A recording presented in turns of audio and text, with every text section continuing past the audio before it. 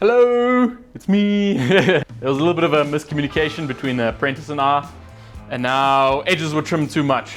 So if you have a look here, I've had to weld in a strip almost the full length of the panel. Now as it cooled down, it shrunk, and it's caused this reverse to bow way too much. You have a look there, that is not flowing. We've got a hollow, a flat, and much too much bow. So what I'm going to do now is stretch this weld a little bit, and then it's going to cause this to straighten out. Not going to put it exactly on my gauges yet, just stretch it a little bit.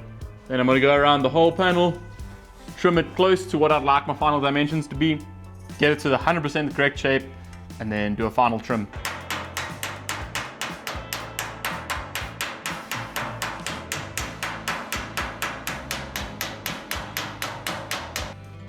If you have a look when I'm hammering, I've got my dolly behind and I'm hammering. I'm not hitting hard, I'm hitting multiple soft blows and trying to overlap each blow just to give me a consistent stretch along the whole thing. I don't want to hit inconsistent. I don't want to hit hard, soft, hard, soft. Just a soft blow, overlapping each one.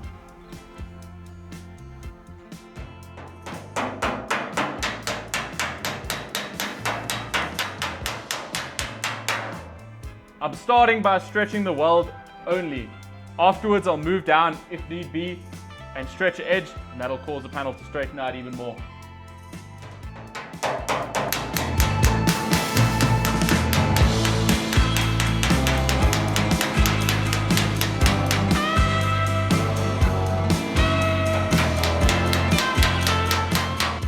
If we have a look here, we've got it started coming to shape now. So we've got a flat, gonna have to shrink there a little bit to give it some shape. And here we've got a high stretch to make it flatten out, and a flat again.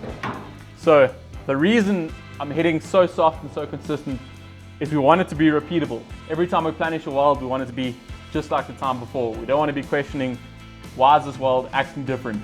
So we don't want to hit hard, soft, then we never know where we are. So we just get a pace that we can do for hours on end, stick with it, and that's your planishing pace.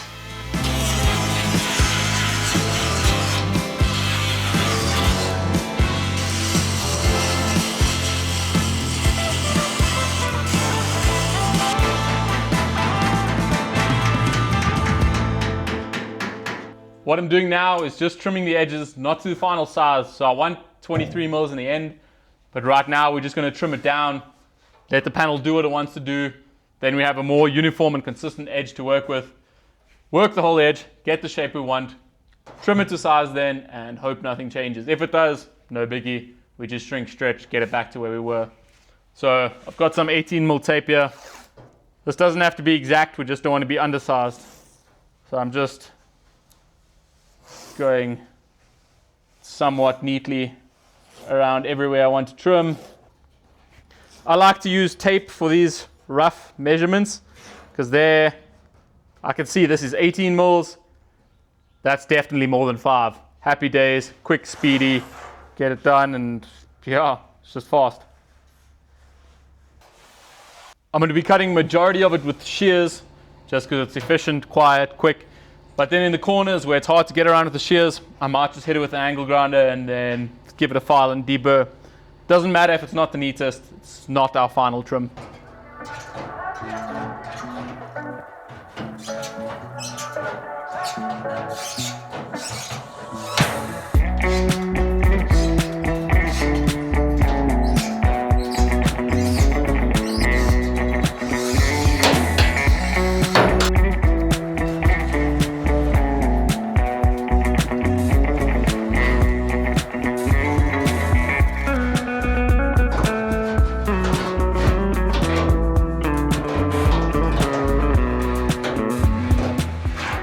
Another step to cleaning up all these edges is this corner of the buck broke off. So when I was hammer forming the edge around, it ended up being a lot sharper than I wanted to. So if you have a look here, you can see the corner's extremely sharp. All I want to do is have a consistent radius go around the whole opening. None of this sharp, then mellow, then sharp. So just one nice consistent radius. How I'm going to do that is I've got a couple different chisels here, all different radiuses. what I'm going to do is just chisel it out from the inside. I'm going to start with the bigger radius, then move down to the radius I want. So this one's just to move the metal to where I want it, and then this one I'll come in afterwards and give it the shape I want. Then once it's the shape I want, I'll just come around this whole edge with hammer, dolly, slapper, clean it up, make it consistent.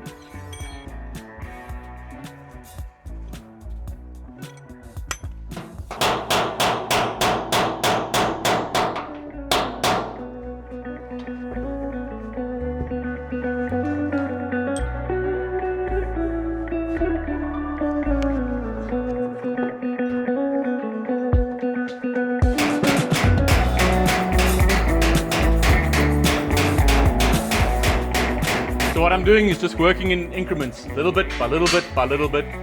I'm gonna chisel a little bit away and come back up, have a look, see if it's looking consistent. If not, go back down, chisel away some more, come back up, and just repeat that process until I'm happy with where it's at. If you have a look, you can see it's already coming around and getting rid of that square, sharp edge. So all we're gonna do now is carry on with the chisel, back and forth, back and forth, back and forth. It's the same as planishing. We're overlapping our chisel blows so that we don't end up with one large high, low, large. So just overlap them and make it consistent.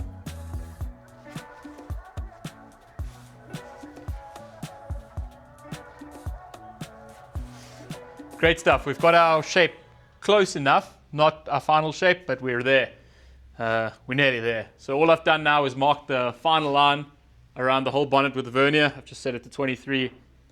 Lay it on like that, and then just drew a koki line along with it the whole way. All I'm going to do now is take some fine lining tape, put that on the top edge around my line just to take up any waves I have, and then hit it with the shears, file it, deburr it, and that's my edge done and sweet.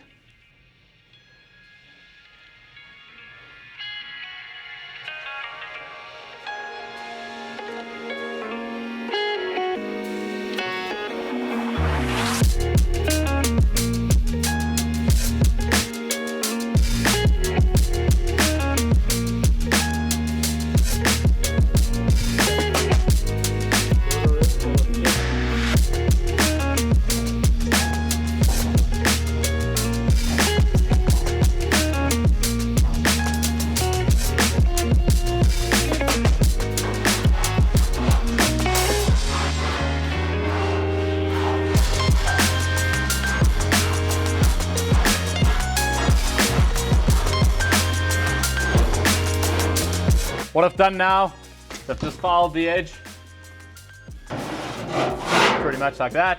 And what I'm going to go through, deburr the whole edge, just get off our sharp points so we don't cut ourselves. And then the almost final step, but not final, is we're just going to shrink and stretch the edge to fit our gauges. Still need to make gauges from the buck. And then clean up the corner. I've got the corner to almost exactly what I want, but now that I've got the dimensions correct, just going to go through it one more time, get the corner exactly what I'm happy with, then put the gauges on and shrink, stretch, and get it done. Once I've finished filing and deburring this edge completely now, I'm going to come back with sweeps in the front here and shrink and stretch it to fit those sweeps. And then I'll make a gauge for the left and right, and then we'll shrink and stretch the edge to fit those gauges. Left to right is not symmetrical. It's off of a buck that was handmade, so it's pretty far from symmetrical. That's why we will have two separate gauges for left and right of the car.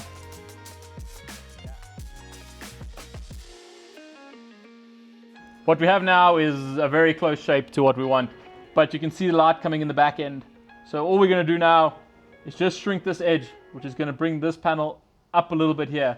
And then where it's too high, you can have a look here, that's not flowing at all. We've got a peak.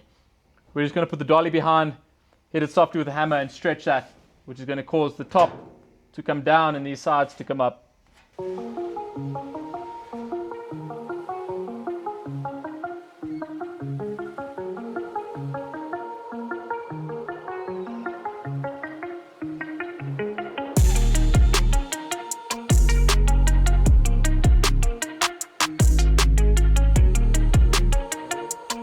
We've got a sweep here that fits the buck nearly 100%.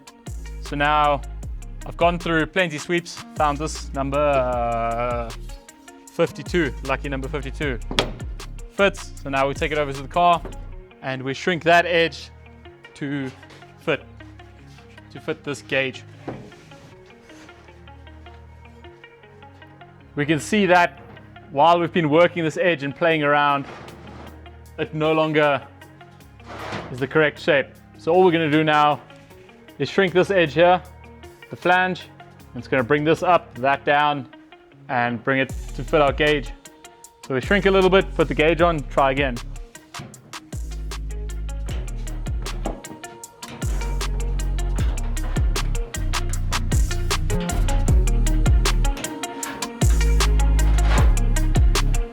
Boom, we are a hell of a lot closer already.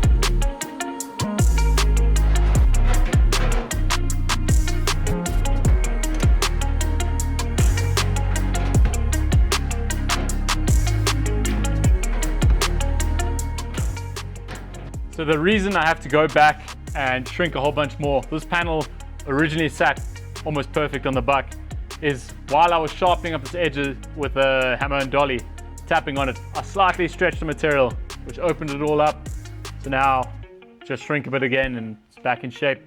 So usually if you weld two panels together, you're not going to have to worry about this. Maybe slight adjustment, but not close to this much.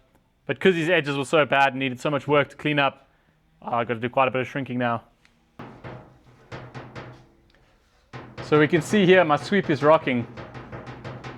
So that's a high spot right there. We can see light through here, and here it's touching. So all we're going to do now is we're going to put our dolly in this spot here, and we're going to stretch the edges slightly. What that's going to do is bring that down, bring these two edges up, and we'll be closer to our gauge.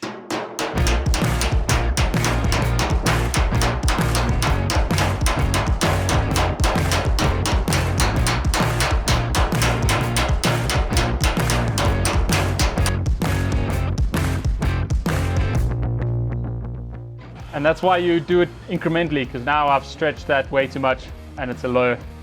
So we're just going to shrink there again, bring it up, and then go back and forth. It's part of the game.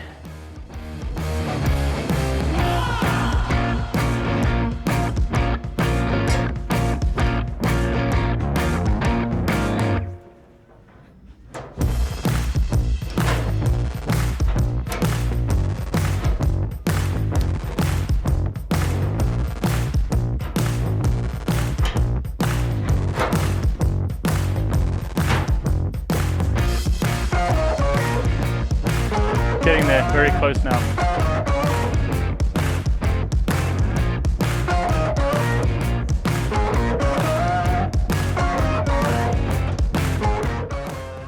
There we go, it's nearly on the gauge.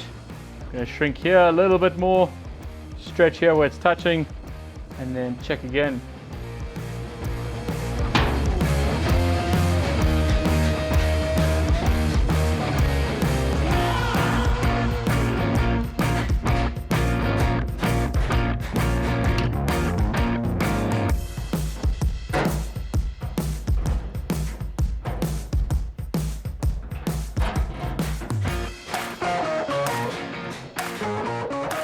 So we've got the flange splitting our sweep now, but you can see light coming through there, and we can see light coming a lot through here.